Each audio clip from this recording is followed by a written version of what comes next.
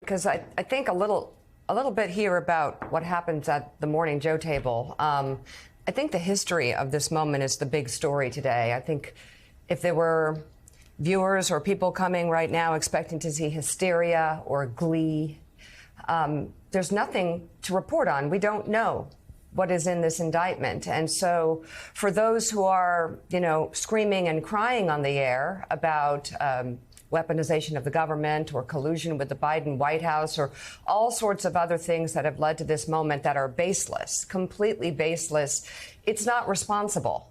Right now, we don't know what is in there, but we do know that this is a really sad moment and a perilous moment in American history because of the potential consequences of a former president being indicted and what that might open the door to. But if the indictment has legitimate laws broken, then there was no other choice but to move forward, and that's sad. Well, and I think we've all been saying it here, which is, again, two things can be true at once. This is crossing the Rubicon, and there's no going back, and the consequences of this could be horrific. You could have a prosecutor in West Texas decide to go after the next Democratic president, and then you could have a Democratic DA doing the same thing. And so, that may be the Rubicon that we've crossed. At the same time, as Peter points out, and as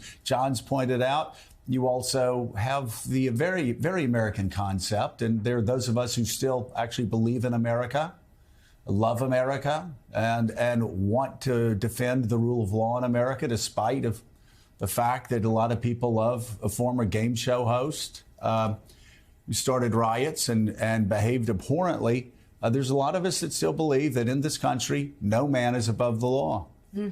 And so there is a balancing act. Two things can be true at once. If you turn I will say, if you turn this on and expected anybody to be gleeful on this show, you're not reading the room right. These are very perilous times. Yes. It's not to say that perhaps after we read the indictment, we won't say, well, that makes a lot of sense.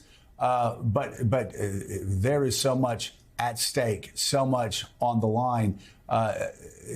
We should probably treat this a little bit differently than we treat, let's say, Red Sox baseball games. Right. Which, on that point, didn't start out well yesterday. We'll get to that. Okay.